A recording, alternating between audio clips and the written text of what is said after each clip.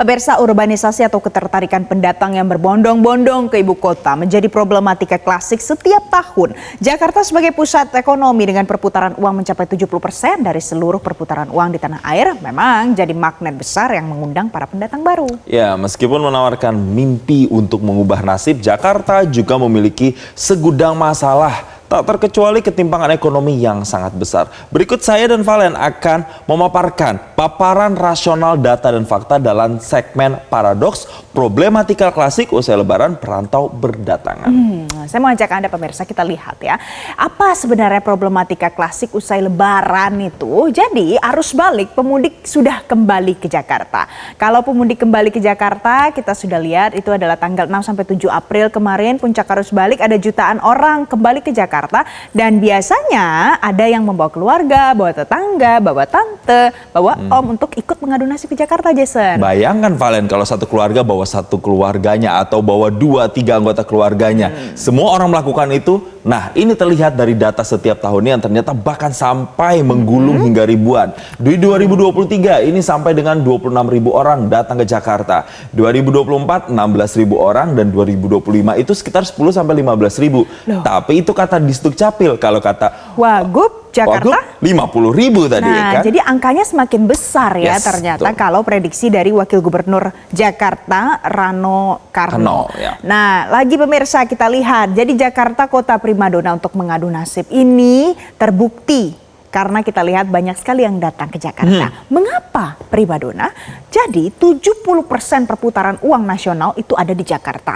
Dan Jakarta menyumbang sekitar 20% PDB nasional. APBD-nya juga sangat besar. Totalnya 91 triliun rupiah. Ini mungkin yang jadi harapan, sumber cahaya gitu ya. Untuk banyak orang-orang yang mau, ayo dong coba untuk kita adu nasib ke Jakarta. Nasib lebih baik. Sumber-sumber cahaya betul sih Valen, bikin orang bermimpi dan berpengharapan tinggi. Tapi kalau kita lihat nih, kalau misalnya tidak ditunjang dengan skill dan memang ketersediaan lapangan pekerjaan yang memadai, kita lihat ini dampaknya apa? Adanya pengangguran yang kembali tercipta. Kalau kita lihat di 2024 sudah ada 354.000 lebih orang yang kemudian mengalami pengangguran. Terus kemudian pengangguran ini sekitar 6,21% atau di atas rata-rata nasional itu 4,91%. Valen dan juga pemirsa. Dan kalau untuk di 2025 ini baru data Januari sampai dengan Februari ya, data dari Kemnaker sudah ada 2.650 pekerja yang kehilangan pekerjaan di Jakarta mulai periode tersebut. Artinya apa? Kalau sudah banyak yang pengangguran, tidak ditunjang dengan skill, ketimpangan ekonomi yang begitu signifikan, ini tidak mungkin loh banyak tindak kriminal yang juga bisa terjadi, berpotensi terjadi di Jakarta. Loh, tapi harusnya pemerintah siap ya untuk menghadapi yang namanya orang-orang berdatangan ke Jakarta karena semuanya tahu kalau Jakarta memberikan harapan positif untuk masyarakat yang mau mengadu nasib di Jakarta. Tapi ternyata pemirsa memang kondisinya seperti ini. Tapi saya mau ajak Anda, kita lihat dulu lah bagaimana sih sebenarnya fasilitas publik di Jakarta.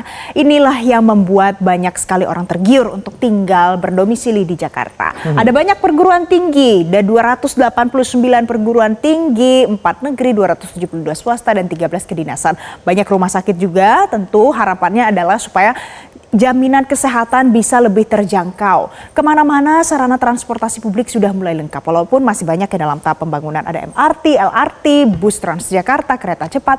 Dan perantau ke Jakarta ingin mengubah nasib memang salah satunya karena banyak fasilitas. Memang sih, kalau dibandingkan dengan kota-kota lain memang Jakarta memiliki segala fasilitas yang ada yang sudah disebutkan sama Valen tadi. Tapi tahu nggak Valen dan juga pemirsa, di balik fasilitas yang lengkap dan serba ada di Jakarta, ternyata indeks kualitas hidup di Jakarta ini adalah salah satu yang terendah, 2 terendah di Asia Tenggara. Padahal Valen kan bilang fasilitasnya banyak, rumah sakit banyak, perguruan tinggi banyak. Nah, indeks kualitas hidup itu juga dinilai dari itu, mulai dari kesejahteraan, ekonomi, keamanan. Tapi ternyata kita malah terendah kedua di Asia Tenggara setelah Manila di Filipina. Lalu kemudian ini indeksnya itu adalah 68,46 yang hanya ada di atas Manila 41,48. Dan IKH Jakarta ini di bawah negara-negara tetangga seperti Singapura, Kuala Lumpur, Hanoi, bahkan Bangkok. Itu datanya dihimpun dari Nambeo tahun 2021. Jadi kalau kita lihat kesejahteraannya, ketimpangan ekonominya masih terasa, kemudian pendidikan, fasilitas kesehatan walaupun secara data banyak, tapi ternyata kualitasnya tidak sebagus itu ternyata dibandingkan negara lain. Jadi paradoksnya ada di sana sebenarnya ya. Ada ketimpangan yang terjadi, tapi tetap Jakarta itu masih jadi kota harapan. Mengapa? Ada lagi pemirsa alasannya. Di sini orang yang mau bekerja bisa mendapatkan upah minimum regional UMR Jakarta tinggi, 5.067.381 juta rupiah.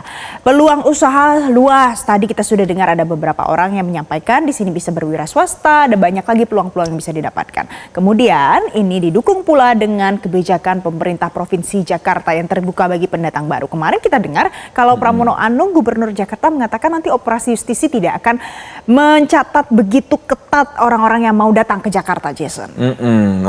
Kebayang dong ya, berarti makin terbuka lebar kesempatan untuk orang-orang bisa datang ke Jakarta dengan mudahnya. Tapi kan berbicara soal orang yang datang ke Jakarta, mereka butuh tempat tinggal dong. Ya kan, nanti kalau kehujanan, kepanasan, mereka tidur di mana? Harus di rumah ya? Harus ada rumah. Berbicara soal rumah, mungkin masih banyak juga yang mengontrak rumah atau tinggal di apartemen. Tapi banyak juga loh yang kemudian menetap dan harus mencari hunian baru. Ternyata orang di Jakarta itu yang pindah ke Jakarta, 61%-nya rumah tangga itu tak memiliki akses terhadap hunian yang layak. Itu datanya dihimpun dari BPS 2024. Kenapa? Karena memang harga rumah di Jakarta kita tahu ya sudah fantastis ya. Kayaknya nggak ada tuh. Udah sulit banget nyari rumah di bawah 1 miliar tuh udah sulit. Kalaupun ada itu di pinggiran-pinggiran kota Jakarta.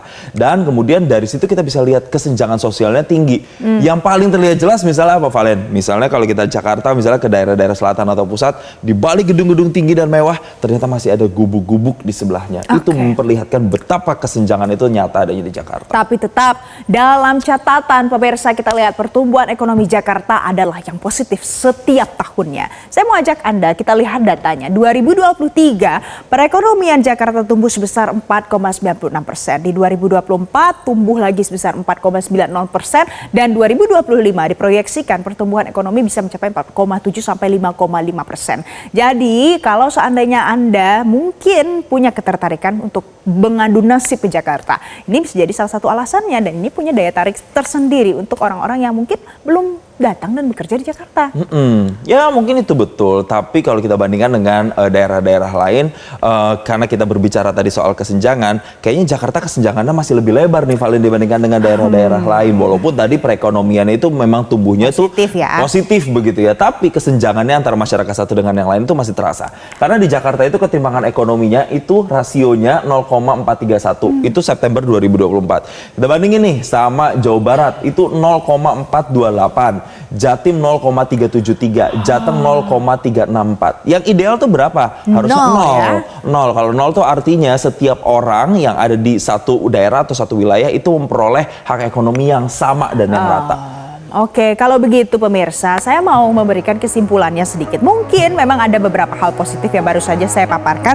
Mengapa orang mau mengadu nasib ke Jakarta? Tapi ternyata Jason punya alasannya ya. Alasan mengapa Jakarta tidak seseksi itu untuk didatangi. Karena banyak juga ternyata tantangan-tantangannya. Betul, dan tentunya jika Anda memilih ke Jakarta, skill atau keahlian itu menjadi satu hal mutlak dan yang harus Anda miliki untuk bisa mengadu nasib di Jakarta. Jelajahi cara baru mendapatkan informasi. Download Metro TV Extend sekarang.